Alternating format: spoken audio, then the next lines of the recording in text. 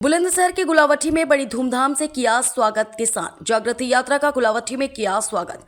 गुलावटी कन्याकुमारी से कश्मीर तक चल रही ऐतिहासिक किसान जागृति यात्रा के उत्तर प्रदेश में प्रवेश करने पर 25 फरवरी को दोपहर 4 बजे शहीद स्मारक गुलावटी जनपद बुलंदशहर में इसका भव्य स्वागत किया गया। कार्यक्रम के नेतृत्व में भारतीय किसान यूनियन आजाद के युवा राष्ट्रीय प्रमुख महासचिव जकी गोहरी ने किया। इस अवसर पर बड़ी संख्या में किसान युवा और विभिन्न राज्यों से आए किसान नेता मौजूद रहे।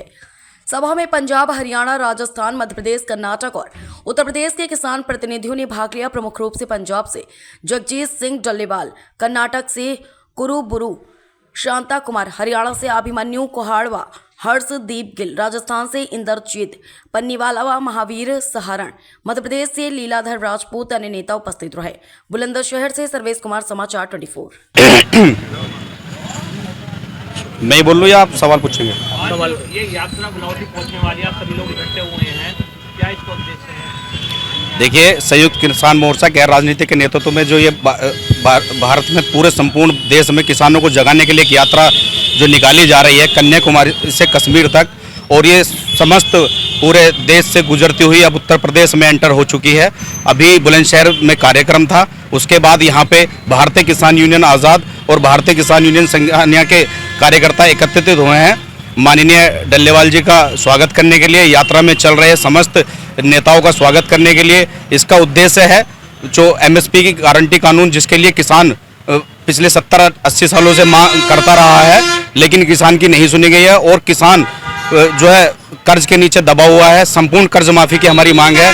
और अभी अभी जो माननीय हमारे प्रधानमंत्री मोदी और भारत सरकार के द्वारा जो किसानों को बेचने का काम किया गया है, उसको जो समझौता हुआ है यूएस भारत ट्रेड डील का, इसको रद्द कराना हमारा मुख्य उद्देश्य है। यात्रा में कितने संगठन के लोग मौजूद हैं? संयुक्त किसान मोर्चा गैर राजनीतिक में तकरीबन 40-50 संगठन हैं जो देश के अलग अलग हिस्सों से जुड़े हुए हैं।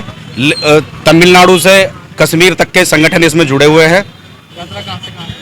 कन्याकुमारी से कश्मीर होगी और उसके बाद इसका समापन 19 मार्च को दिल्ली के रामलीला ग्राउंड में एक विशाल महापंचायत के बाद जो है समापन होगा।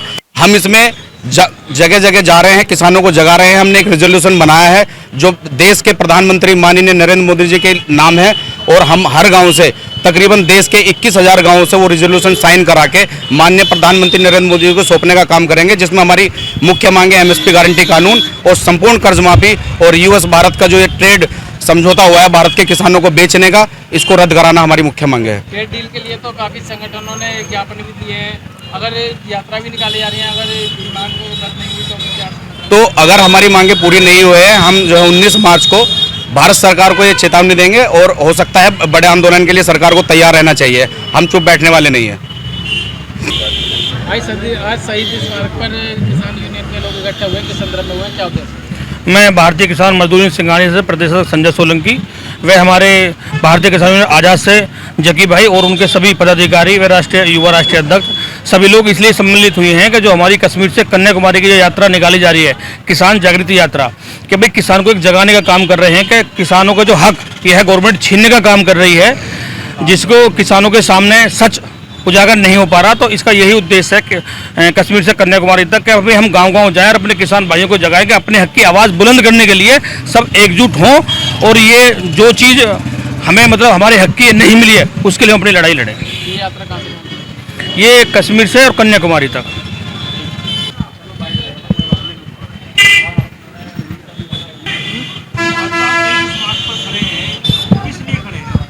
देखिए, शहीद स्मारक पर हम इसलिए खड़े हैं, आज़ादी के बाद से ही देश के किसानों को छला गया है। देश की तमाम सरकारों ने देश के किसानों पर आज तक कोई ध्यान नहीं दिया, जिस कारण से आज जो है किसान अपनी बदहाली के आंसू रो रहा है। पहले भी किसानों के लिए सरकारें जो हैं हमारी देश की जो है वर्तमान सरकार भी काले कानून लेकर आई, और अब जो है फिर जो है हमारे ऊपर जो है ट्रेड डील जैसे कानून लाना और प्राधिकरण जैसे कानून लाना, इनके लिए जो है हमारी यात्रा जो कन्याकुमारी से कश्मीर तक निकाली जा रही है, उनके हम स्वागत में उनके लिए खड़े हुए। देखिए, हम लंबे समय से ये देख रहे हैं, देश के अंदर हमारा किसान, जिसको हम अन्नदाता या देश की रीढ़ की हड्डी भी बोल देते हैं, और वो सुसाइड कर रहा है। पिछले दिनों सुप्रीम कोर्ट की कमेटी ने ये स्पष्ट कर दिया कि 4 लाख किसान कर्ज की वजह से सुसाइड कर चुका है, लेकिन अगर और गंभीरता से इसकी जांच की जाती है तो ये संख्या लगभग 7 लाख से अधिक बन जाती है।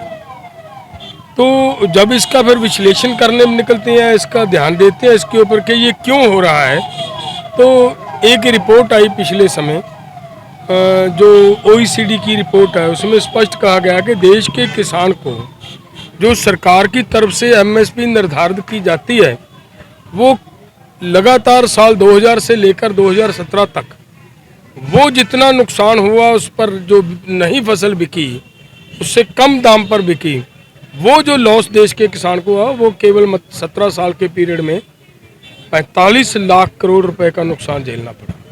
और दूसरी तरफ देश के किसान के ऊपर आज तक जो कर्ज की बात करते हैं तो 25 लाख करोड़ की कर्ज की बात आ रही है निकल कर बाहर। 25 लाख करोड़ के कारण देश का 7 लाख किसान सुसाइड कर जाता है और इधर 45 लाख करोड़ हमारा लूट चुकी है सरकार, उन्होंने हमें MSP गारंटी कानून ना होने की वजह से। तो फिर यही निकलता है कि MSP की गारंटी हो और किसान को एक बार कर्ज मुक्त किया जाना अति आवश्यक है, ये बनता ही है, क्योंकि हमारा पैसा सरकार की तरफ 45 लाख करोड़ है, हमने सरकार का देना केवल 25 लाख करोड़ है, फिर तो कर्ज बेवकूफ होना चाहिए। तो भविष्य में किसान दोबारा इस चुंगल में ना फंसे, उसको कैसे बचाया जा सके, उसके लिए कम से कम जो डॉक्टर स्वामीनाथन की रिपोर्ट C2+50 के हिसाब से फसलों का भाव दिया जाए और वो जरूरी है। और उससे भी आगे बढ़कर अब तो सरकार ने एक नया काम करना, हम तो मांग रहे हैं कि MSP गारंटी कानून दिया जाए, हमारी फसल का पूरा रेट मिले। और उन्होंने तो ये डील करने जा रहे हैं कि बाहर से अमेरिका से जो अनाज आएगा वो बिल्कुल किसी तरह का उसके ऊपर टैरिफ नहीं लगेगा, 0 टैरिफ पर मतलब बाहर का अनाज आएगा। और जो तो इसके कारण इन सभी तमाम बातों को लेकर हम चाहते हैं कि देश के अंदर एक बड़ा किसानों, मजदूरों और आम लोगों का आंदोलन हो। SIR को लेकर क्या कहेंगे? उसके एक मिनट, जो मैं बात कह रहा हूँ मुझे मेरी बात पूरी होने दो पहले। मैं ये कह रहा हूँ कि अगर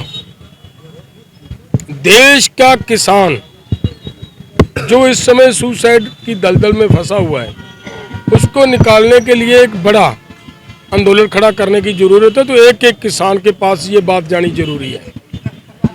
फ्री ट्रेड एग्रीमेंट के क्या नुकसान होंगे, देश को क्या नुकसान होंगे, आम लोगों के लिए उसका क्या प्रभाव जाएगा। तो अगर ये बातें हम लेकर आते हैं तो फिर पूरे देश को एकजुट करना जरूरी है। इसीलिए हमने 7 फरवरी से कन्याकुमारी से ये यात्रा शुरू की है और 19 मार्च को रामलीला ग्राउंड के अंदर, दिल्ली के रामलीला ग्राउंड के अंदर आकर ये आपके वहाँ सभी पूरे देश के किसान इकट्ठे होकर भारत के प्रधानमंत्री को हम मेमोरेंडम हैंड ओवर करने का काम करेंगे। हमारी प्रयास है कि सभी गांव से निकलकर वो हमारी वो बात बाहर आए, सभी लोगों की डिमांड बनकर वो मेमोरेंडम के रूप में आए और वो भी हम देश के प्रधानमंत्री को सौंपने का काम करेंगे। को लेकर क्या कहेंगे?